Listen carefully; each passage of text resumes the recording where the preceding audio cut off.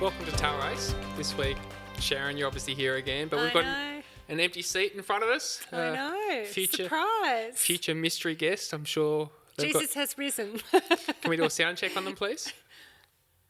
Oh, sorry, that was really lame. So Easter Sunday is coming up this week, which is pretty exciting. I know it's your favourite holiday of the year, just about. Yeah, I love Easter Sunday. Yeah, I love coming into Tail Race, and I love wishing everybody a happy Easter Sunday. It's just one of the best days. Yeah. And so today we're going to be talking about John 10:10 as our major theme about living a life and life to the full, unpacking Jesus on this special day. You've got the verse there? I have got the verse here. It's just such a beautiful verse. It says, "The thief comes only to steal and kill and destroy. I have come that they may have life and have it to the full." And for me, I just love that, because for me, that's what Easter Sunday is all about. I can just imagine Jesus rising from the dead, and he's got this smile as big as the sun, and he's just, like a toddler when they start to walk for the first time, and they kind of showing off because they're able to walk. And I can just see Jesus showing off because it's kind of like, I'm alive, I'm alive, I'm alive. It's a good day, isn't it? It was a really good day, I reckon. It's a good Sunday today. And this is what he's come for. He's come so that we can have that life with him. Life to the full. Yeah, which is so exciting. All its abundance. It's really, really cool, isn't it? Yeah. Yeah, it's an amazing thing. I love it because I love the story just preceding it. Yep. And I might just share that real quick. It's found in John 9. But I love this story because there's this blind man, and Jesus is walking past, and his disciples ask him, is this man blind because of his sin or his family's sin? And Jesus is able to step into that, and he just says, neither. And then Jesus sort of turns to the blind man, and he spits in the mud and he picks up a handful of mud and he rubs it on this blind man's eyes, and he tells him to go and wash, and then he washes and he comes back and he's healed. And it's this awesome story. But then the Pharisees, so the religious leaders of the day, right, they saw the healing, and they decided they had to investigate it because they didn't really like this Jesus because he was a bit of a rule breaker. So they're investigating why he would heal on a Sunday, and if in fact he did heal, because they couldn't believe that the blind beggar was the same guy that was now walking around. They couldn't believe that it was the same person, so they went and interviewed his family and all this sort of stuff. And they got so angry with this formerly blind man that they throw him out of town, and they say, you are steeped in sin. Wow. It's crazy. It's an absolutely insane story. But I love this story because this blind man, he believed a lie about himself for so long, and so he lived this subdued life, which he just didn't get an opportunity to taste all that life had in store for him. And then all of a sudden along comes Jesus and just interrupts his life and just changes it. And then Jesus, hearing that this guy has been kicked out of town, comes along and he finds him again, and he starts to speak identity into him. But he also starts to talk about spiritual blindness. And so he starts to talk about the previous story and says it's really about spiritual blindness, not just your physical blindness, the scales that were on your eyes. And it's in this context, it's in this story and scene in which Jesus then makes that remarkable statement in John 10:10, in which he says, I've come that they may have life, and life to the full. So I love this story because this promise and this statement isn't just about, it's spoken in the midst of this man who was robbed of so much. Yeah. Do you know what I mean? And he believed that was his lot in life. Yes. Yeah, that he was blind because of sin, that he was always going to be blind, that he could never see. Yeah. He believed that he and his family didn't deserve more. Yeah. He believed that he and his family, their lot in life was already cast, and that it was poverty, and that he didn't deserve to have anything more than that until this guy called Jesus rocked up and said, I've come so that you may have life. Yeah. I find that so powerful. Yeah. It's pretty cool. I was listening to one of my favourite podcasters the other week, and he made this interesting statement where he said that his greatest desire in life was to wake people up. Wow. That he felt that most people were just sleeping through life, just going through the monotony of life, just the ordinary everyday, unaware and unobservant of life that was available for them, and that his desire, I suppose, as a counsellor, he's also a pastor, is to help people wake up. That's to so good. kind of see life. And for him, some of that life involves grief and Yeah, of course. and sadness, because you can't have texture without It's the not diversity. No, but he just wants people to be alive to the richness and the depth of what it is to truly live with God. Yeah. And to have God present with you in every circumstance. Yeah. And that's why I love Easter Sunday, because that's the promise. It It's is, the isn't it? promise that Jesus is going to just do life with us, which is pretty amazing. So good, isn't it? Yeah. That we yeah. could have life and life to the full. What else do you like about that story? The other bit that stood out to me about that story was the impact that lies do have on us. The fact that it wasn't just this man's physical blindness that robbed him of so much in life, but it was about the lie that he believed about his own self-worth and his family's worth in that community setting, and the way that impacted his everyday life. Yeah. And so I think even coming back to that John 10:10 statement, I think there's more in that statement than just the fact that there is a force for life. Yeah. Yeah. Wouldn't you say? Yeah, I think that we're in a battle. I think we're in a spiritual battle. And I think that there is this battle between evil and good. And I kind of go, if you think there's no evil, come and walk with me for a little while and I'll show you some evil. And you can even kind of see it with this coronavirus at the moment. You know, there's just evil in the core of it, you know, in what it's actually destroying in terms of life and health and well-being. But there is a spiritual battle which is going on all around us. And if we're not savvy to that battle, I think we become like the blind man. We fall key. asleep and we aren't very savvy to actually what's going on. If there is a battle around us, if there's two forces, good and evil, for lack of a better word, if we don't know we're in that battle, then we're destined to lose. Yeah. It's a pretty one-sided battle. Yeah. And yeah, go on. No, I was just going to say, and I think we need to unpack what that battle looks like, because if we don't break it down, we don't have the weapons that we need to be able to fight, so that then we can stay awake and do life awake. Yeah. So I suppose what we really want to talk about today is how we come to be able to have that full life that Jesus promises us, but part of that is becoming aware of the battle. In other words, no longer being spiritually blind. Yeah. And being able to see. Yeah. And then the great news about the gospel message of Easter Sunday is that Jesus enters the equation and he enables us to see. Yeah. Because he was the game changer. He certainly was. He was the game changer for the blind man, and he's the game changer for us. Just spitting on our eyes. Yeah, helping us to see. So we've got an amazing guest to invite out. So we've got Talia. Why don't you come join us? Yay! So for those that are watching from home that don't know, this is Talia, one of our amazing young leaders here at Tail Race. Welcome. Thank you. Tell us a little bit about yourself, Talia. So I go to church here. I'm part of the youth team here. Yeah, you are.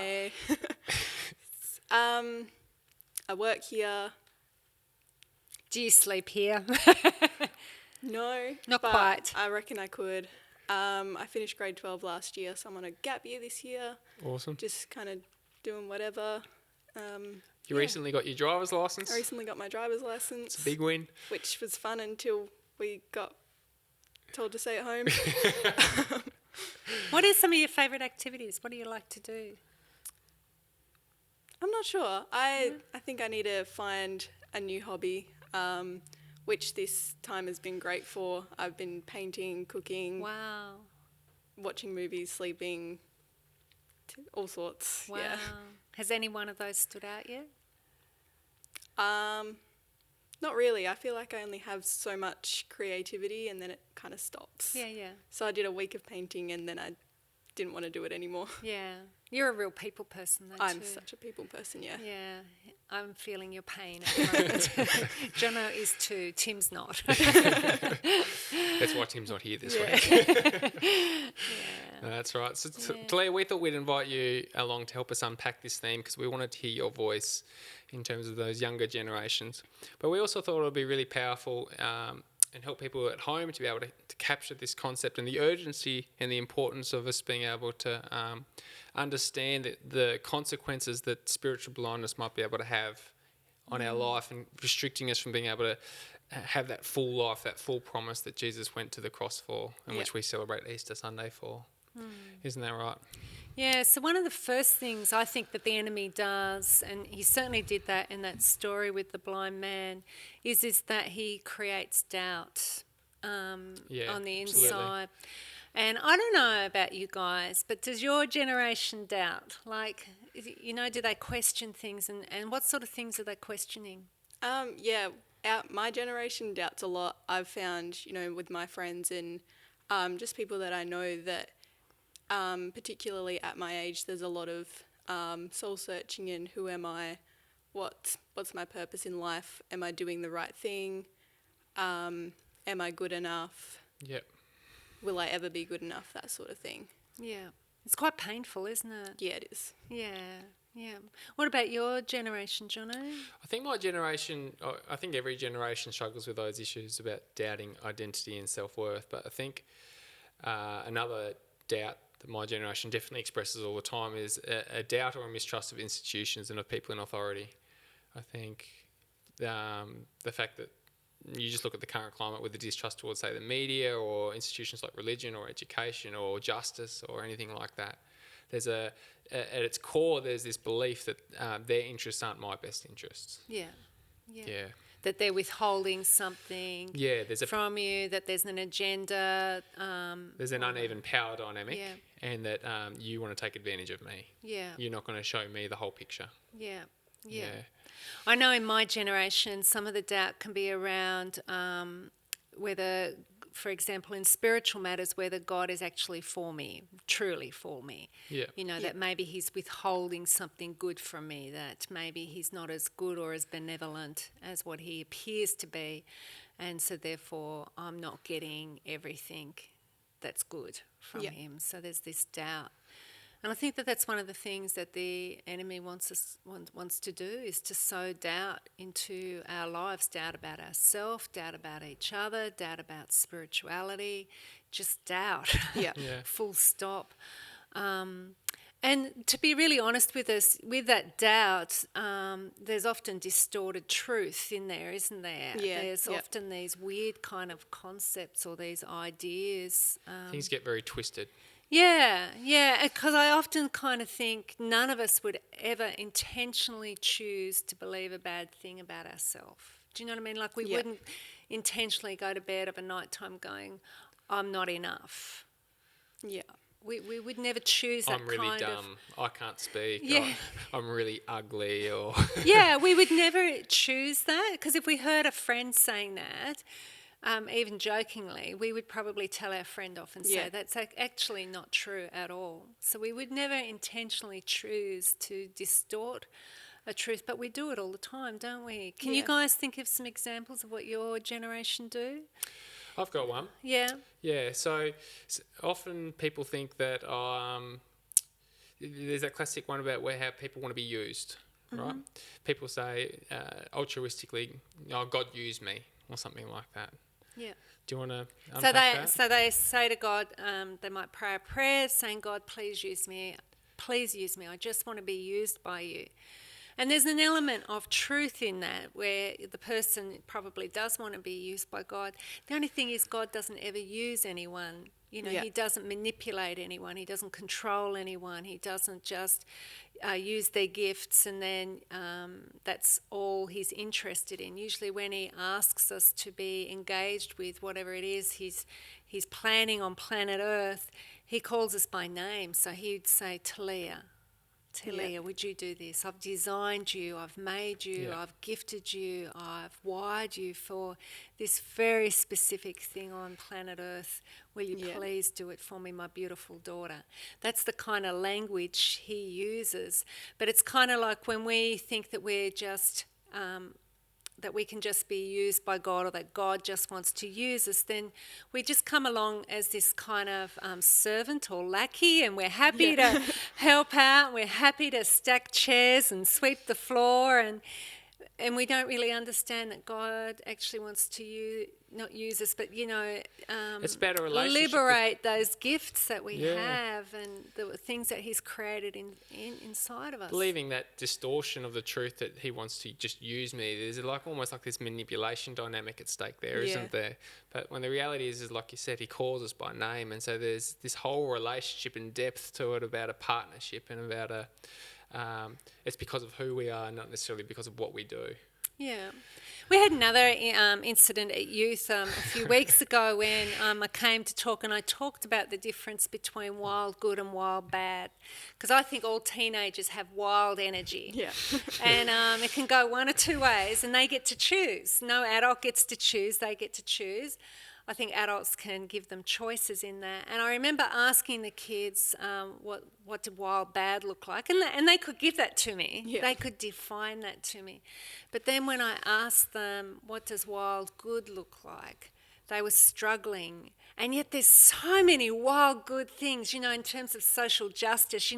I was listening to this documentary about Bill Gates and just watching his wild good in terms of wanting to bring clean water and to solve health issues and to help with poverty. And I'm just going, this is a classic example of what wild good looks like. But even in raising teenagers, we distort truth. We distort it. So then we think that all what young adults and teenagers are interested in is this wild bad, when we have never as adults given them the option or helped them to think about what wild good actually might look like. Yeah. And so we get sucked into this distortion of what truth actually looks like. Absolutely. And so then what happens is then... Just before you move on to the next one, I just want to just quickly say that's one of the amazing things about our youth group is that we've got leaders like Talia. Yeah. And Talia, you're very good at this. You're very good at seeing a young person's wild and just seeing that energy there. And rather than having that, you've got the wisdom about you to be able to understand that that can be redirected for a good, as opposed to just let's stop the bad. Right? Let's just manage that wild behaviour, that wild energy. Yeah. So I think our young people are blessed to have a leader like you, Talia, which is really cool. Yeah, well, she's got phenomenal people skills. Absolutely. And I love that heart of compassion too, which leads us to the next one, which is discouragement. Because if you're believing lies about yourself, then you're going to be discouraged. Yeah. Do you guys see that with young people? Do we see young people being discouraged? Yeah. Yeah, all the time. I think, especially like in youth group or anything, when, it's all connected, and when those doubts, you start to believe those doubts, you get discouraged and you think, maybe I'm not good enough, or, maybe God doesn't have a plan for me, or, maybe I won't ever make something of myself. And, you see that, I see that in my friends, I see that in the youth group where, they do believe these lies and the doubts, and, it hurts them. They start to retreat, don't they? Yeah. Like we often see when a youth that's been travelling with us for a little while starts to go through a bit of a flatter period where they start to become discouraged. It's almost like they retreat to the darker corners of the room, don't they? Yeah, always. They try hard. It's almost like they shrink. Yeah. Really. Yeah, go on. You can see discouragement on people body, can't you? Yeah. Their shoulders slump and their eyes get a bit dimmer, and it's not pleasant at all. And of course, when you're discouraged, you're not actually going to be able to walk into life, because you're just discouraged. You're just feeling a little bit defeated. And like that one that we talked about earlier with doubt and distort, why on earth would we ever choose for ourselves to discouraging messages? Yeah. Do you know what I mean? Yeah. It's just that we're in a battle and there's sometimes a voice. Well, that voice seems to be louder than the other side. I'd say so, yeah. Bit like with the youth, they could tell me what wild bad looked like, but when I asked them wild good, it's not as loud. And yet, there's so many crazy things you can do that's wild good. And then I think that what happens after you're discouraged is that you get distracted, because you kind of go, I call it the what the hell kind of theory, because it is, you just go, well, what the hell? What have I got to lose? So you just you just give up and you just kind of go, well, what the hell? And you get distracted by things. And There's this beautiful, like our turtles are really beautiful, and they lay their eggs on the sand, and they nurture those eggs, and then when the eggs have hatched and when they're ready to go to the water, they follow the light of the moon to find the water's edge to make it back into the water. The only thing is that us humans have gone and built all these big high-rise buildings along the beach fronts now where they hatch. And so the turtles now are distracted by the light of the apartments and the condos. So instead of going towards the beach, to the water and to safety and following the moon, they see these bright, shiny baubles of the houses, and then they make their way towards the houses instead. And then, of course, they don't discover their life. Yeah. They don't discover it. And I often think in our culture, this is what happens constantly when we're discouraged, when we've distorted truth, when we're doubting. We then get distracted by silly things. I mean, I don't know, does your generation ever get distracted? Very easily. Do you think that that's when it becomes wild bad? That's I think a lot of like it at is. distraction? Yeah. Because, like you said, there's nothing else. Yeah, what the hell? So, why not just go and do wild bad? Yeah, it's a great point to make. Yeah, because no one actually believes in me. Yeah. Yeah, I mean, I get really cross with some of the messaging that young people have. I remember when our kids were teenagers and we would have parents who would say, how are you coping? And I'm kind of going, coping with what? They're fine, they're great. I'm really enjoying these teen years. Or are you wishing it was over? And I'm kind of going, no way, I'm really enjoying this season. But you think about so many messages that are given, and I think on that evening, the thing that astounded me was the amount of young people that came and said that they were really encouraged because they felt like somebody had actually spoken truth into their life. An adult, an older person actually believed that they were capable of good things. It's good. But so, yeah, I do. I think it's a self-fulfilling prophecy, Wow. that one. Yeah. They will do that. And then the last thing that happens is disunity. So community breaks down, relationships break down, families break down, hearts divide. I mean, that's what anxiety is. Anxiety, at the end of the day, is division of the heart. Yeah. It's when we're divided on the inside. And you see this constantly with people, don't you? That they're just divided in every sense of the word. So do you think that's slightly off topic, you think that's the part of the root of anxiety? Can you unpack that a bit more? Anxiety is division. It's when we have lots and lots of conflicting thoughts, emotions. We're not quite sure what to believe, where to land. We're divided on the inside. Yeah, okay, that makes sense. Yeah. So for example, just a little anxious thing, say a kid decides that they're going to go to uni, they decide they want this career, they're really excited about that, but then they're feeling really, really anxious because it means they have to leave home, they have to make new friends, they're not sure if they've got the confidence to do that, they're not sure that they're courageous enough to do that, and so they become all conflicted on the inside and jumbled up. I mean, that's a very shallow definition of anxiety, so that's not a medical prognosis or anything like that because I'm not qualified for that, but it's division again. We get divided. Yeah. So the enemy has this strategy which he wants to bring against each one of us, no matter what age we're at, and if we're not savvy, we succumb to it, or we get trapped by it, and then it's really hard for us to experience life. And this is what I love about this passage, this story that we read before, because the doubt was replaced with belief or truth, wasn't it? Yeah, trust was the word used. Yeah.